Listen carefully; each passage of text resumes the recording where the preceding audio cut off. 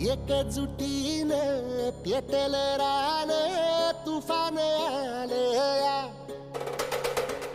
काळ्या भुईच्या भेटीला हे आभाळ आलया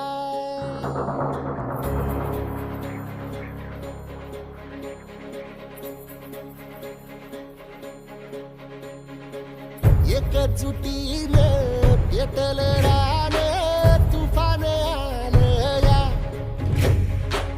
काळ्या भुईच्या भेटीला हे आभाळ आलया भेगाण माय मातीच्या ह्या डोळ्यात जागली या आस घेऊन हात हातामंदी घेतला लेकरांनी ध्यास लई दिसानी भारल्या वाणी शिवार झालया एकजुटीनं पेटलं रान तुफान आलया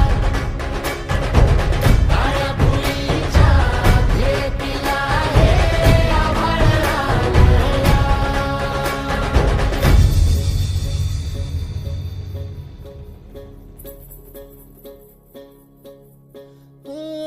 पिचलेला इझलेला टाहो कधी न कुणा कळला तळमळलीस तू करपुनी हिरवा पदर तुझा जळला छळ केला पिढी जात तुझा ग उखडून वनराई अपराध किती झाले पण आता शरण तुला आई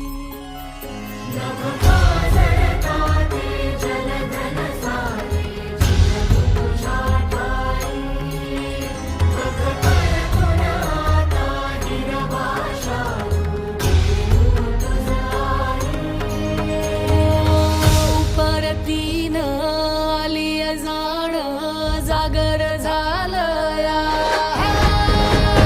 एकजुटीनं पेटलं रान तुफान आलया काळ्या भुईच्या भेटीला हे आभाळ आलया आज बिजरी गव्हाण तालुका कनकवत जिल्हा नंदुरबार येथे वनराई बंधारा कृषी विभागाच्या मदतीने बांधण्यात येत आहे. या वनराई बंधाराच्या कामासाठी आमचे मंडळ कृषी सोनवणे साहेब येथील प्राथमिक शाळेचे शिक्षक आणि गावातील शेतकरी वनराई बंधारा बांधण्यासाठी उपस्थित आहे. ज्यांच्या शेतात हा वनराई बंधारा आहे त्या शेतकऱ्या दादा तुमचं नाव काय पूर्ण? विकास वाड्या तडवी असं त्यांचं नाव आहे. हा वनराई बंधारा बांधल्यावर तुमचा काय फायदा होईल का? हा, याच्यात पाणी बी अडवलं जातील आणि शेतामध्ये पाणी टाकायला म्हणजे हे जातील पाणी हे पाणी किती दिवसापर्यंत पुरेल आता वनराई बंधारा बांधल्यानंतर? बंधारा बांधल्यावर ते तीन किंवा 4 महिन्यात पुरतील ते पाणी जिवंत पाणी असल्यामुळे. म्हणजे अशा प्रकारचे वनराई बंधारे तालुक्यातील शेतकऱ्यांनी करावेत का? हा, असं करावं लागेल. ते करतील तेव्हा शेतकऱ्यांना फायदा होतो. आणि याला किती खर्च आला तुम्हाला? याला आता सहमतीने केलं, सगळ्यांनी मिळून सहमतीने केलं, मग कमी खर्चामध्ये झालं. म्हणजे खर्च नगण्य आहे, फक्त श्रमदानाची आवश्यकता आहे.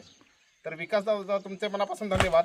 आणि मी सर्व शेतकरी बांधवांना आवाहन करेल का या प्रकारचे वनराई आपल्या गावात करा आणि आपल्या पिकांना पाणी द्या. पर्यायाने आपलं उत्पन्न नक्कीच वाढेल. कृषी विभागाच्या वतीने सर्वांचे मनापासून धन्यवाद.